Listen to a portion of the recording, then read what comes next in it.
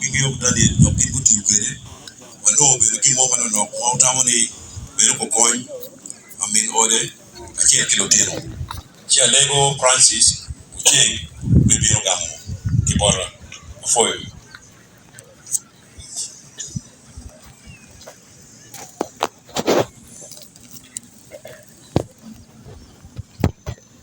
Meno tie chiling alip mia rio.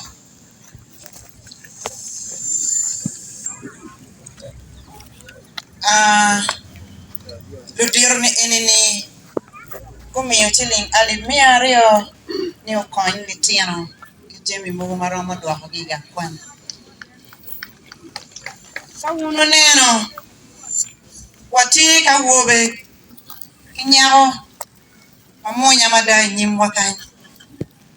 En muchung chok pangera kanyi man kilwona koja Okiri Cosmas T Deputy RDC Megulu District NT Latin Meagago Kany Aki Lamio Sub County Pui Tutual Mebiano Karipe Kwedwa Pesi Atamochung Kany En Meneno Sute Dari Gote Neno Yanyi Nye Okiri Joseph the Assistant RDC Mekitgum District. Poyo bino man la tiana gago en aki la perebong. Man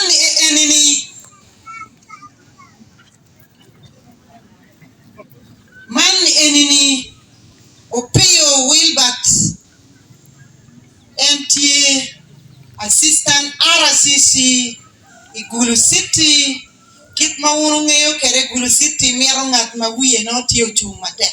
Poyo en aki adila biro karipe kwedwa. Poyo tutwa. Man enini Alanyo Florence. Wuno ng'eyo mabe eno beri District Council me Agago. Nola lok matek mada. En aki kuywe. Latiana Agago Botrukany. The Assistant RDC Megulu District. Nero kirikom gibeni pere.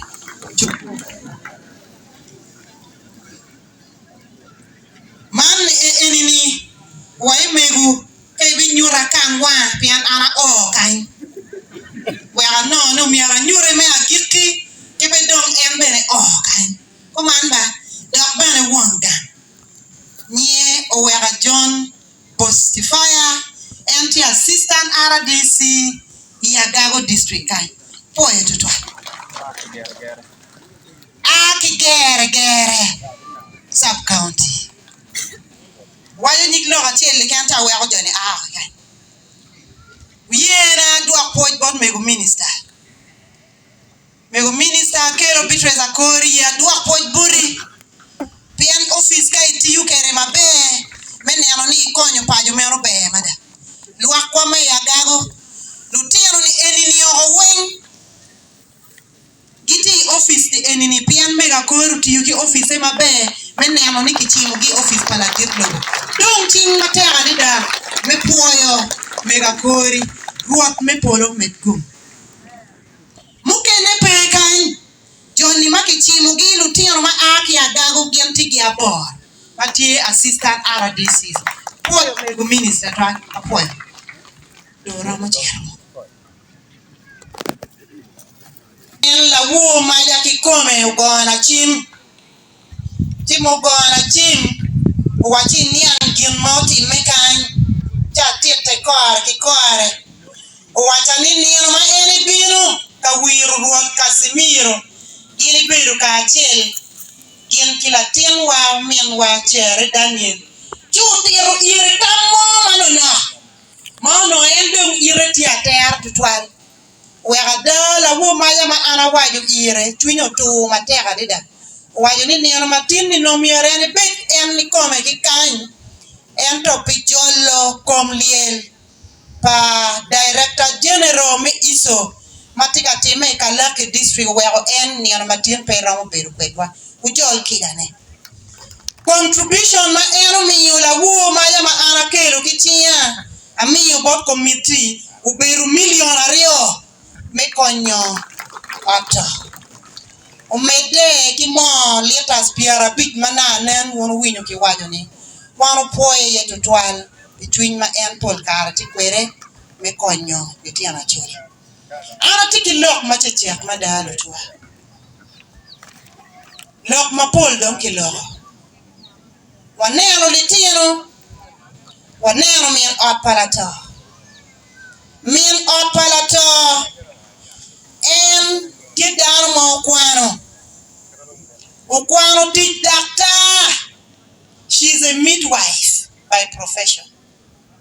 Tendo kani ngoma ana tika wajo ne atika kokobot wan duyu ma watikan lutele roma wati yeni ni min opalato ma ana logo ni putte payu kaka motie ma waromo roye ne ye wek diri mayo nen kilitino waribu chingwa ka achel wek iket datoni kati kamo wek upet kilitino meno lok ma miera chwal bot lutela weng makitikan ni waribu chingwa menene wakonyo ka kenyo me ario amira waj bot wan ma wagore kanyi ni en ma ana logo ni watie ki tuo mo ma opor winyo dano ta goy dokio si kayini biru miri ki mot ki gwako lem la wuri ki ngo gini yini tim goni gwake kumanda alego ni pe wa mote da ata tutwa me achel ibora porti Uganda wanu ngeyo kit ma ibora ko kere beti pia o kain wa gwake wono kilok me mot mano perwate me ario wanu tie ki tuo makiluoni mpox tuo ni eno ni ka opor kumi beru chalo gwinyo en la wanu logo ni kes ma achel dong wanu no e kalon kumero ki ko kalon wanu no dong kes eno ni tie te lokeni wa gwake wono contacts pa joni eno ni yojoma ngat eno ma ki no tiki tuo ni don kitemo meneno ni kilubu kogi doki kerogio ni gubet konken gi watuo ni punya kai wakati awajo kumani waberu wono ma wang watuolo watuo ni punya ya gago tuo mukene bene matie odo ingatwa futi tiga kwetu ne ene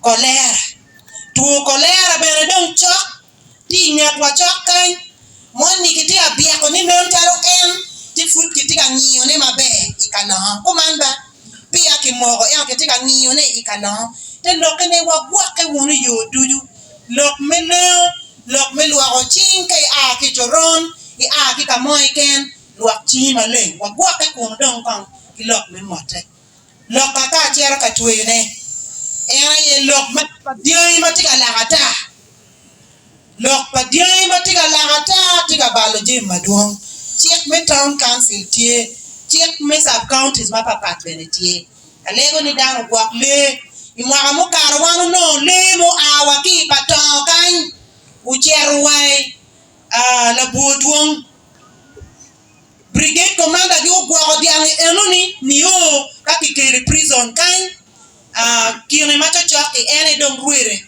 unoni ene ni kara dianga wakati awajo ko mani wagogo wono le wagono mateka dede wari peda unya da ki mama pa kire mo kene le ni tika balo bene uri kwani schools ki je mo kene mati schools ki bene 1p alego ni wagogo wono babe dede loka ma gike